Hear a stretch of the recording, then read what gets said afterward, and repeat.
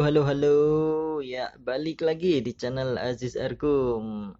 Ya, gimana ini para manajer di Game Week 19 kemarin atau di Double Game Week? Jadi Game Week yang menggembirakan atau menyusahkan? Ya, buat yang manajer yang bisa meraih poin tinggi, saya ucapkan selamat. Dan untuk manajer yang belum dapat poin banyak, saya ucapkan selamat menyesal ya. Oke, di double game week kemarin itu total tercipta 201 poin ya. Di mana poin tertinggi itu diraih oleh John Stones, dan kebetulan saya kemarin pasang John Stone, dan berkat John Stone ini eh poin saya sangat menjulang tinggi ya. Akhirnya dari sekian belas game week yang sudah terlewati bisa dapat poin yang amat sangat tinggi. Ya, untuk poin yang saya peroleh kemarin itu 124. Wow, bisa dibilang juga nggak nyangka ya. Cuman karena berkat pasang Stones ini, saya pasang 4 pack. Kebetulan yang paling perform memang Stones. Tapi untuk poin dari keempat pack ini memang bisa dibilang cukup tinggi ya. Oke, singkat aja, kita nggak usah bahas yang lalu-lalu ya.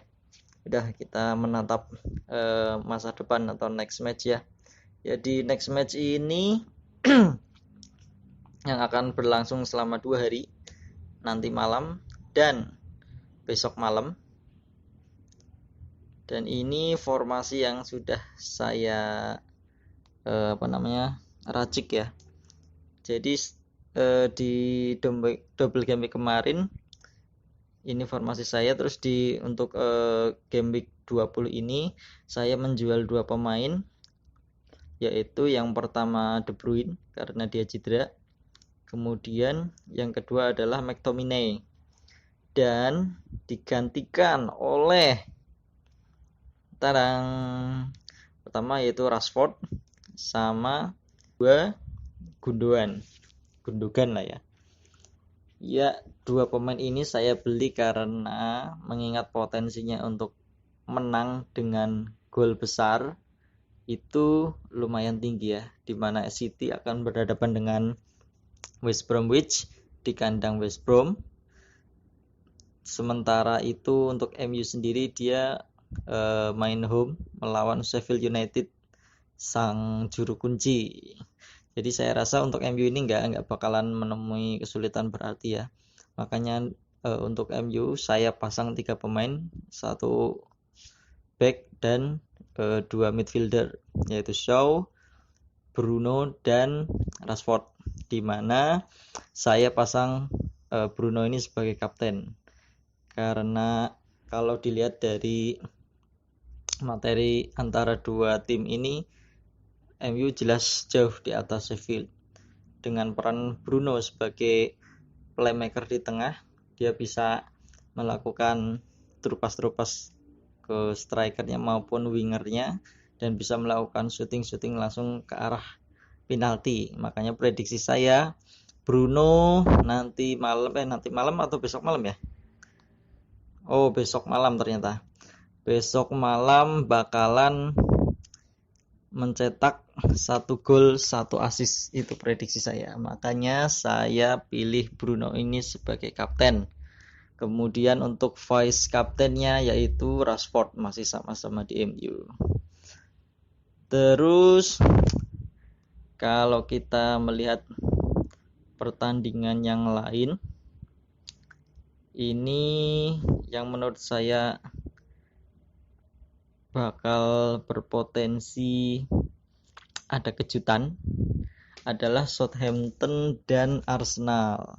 Karena kabar terakhir yang saya dengar, Southampton ini bakalan bermain tanpa 2 back sayapnya, yaitu Walker Peters dan Ryan Bertrand, di mana Walker Peters itu ada di back kanan, full back kanan, kemudian Bertrand juga di back kiri. Dan celakanya dari Southampton ini, dia ketemu dengan Arsenal yang saat ini performanya lagi bagus-bagusnya. Untuk itu saya prediksi kalau Southampton ini juga bakalan mengalami kesulitan ya, dikarenakan nanti kemungkinan untuk 4 defendernya Southampton ini dia bakal pasang Bednarek, kemudian Jack Stephen di tengah, kemudian bek kanannya Ian Valeri, kemudian bek kirinya saya lupa dia udah pemainnya siapa, kurang hafal juga. Nah, dengan minus 2 pemain ini, Walker Peters sama Veteran ini bakalan yang jelas menurunkan performa dari pertahanan si Southampton ya. Makanya buat para manajer yang pasang backnya Southampton mungkin perlu dipertimbangkan itu ya.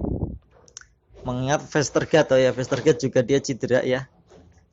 Sementara penggantinya si Jack Stephen ini juga kualitasnya masih jauh di bawah Vestergaard.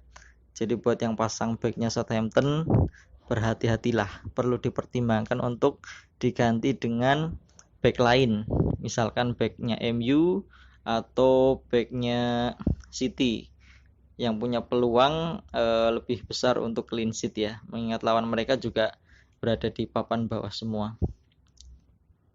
Terus yang sebetulnya pertandingan yang agak seru, bisa dibilang cukup seru, Everton, Leicester, sama Chelsea, Wolves.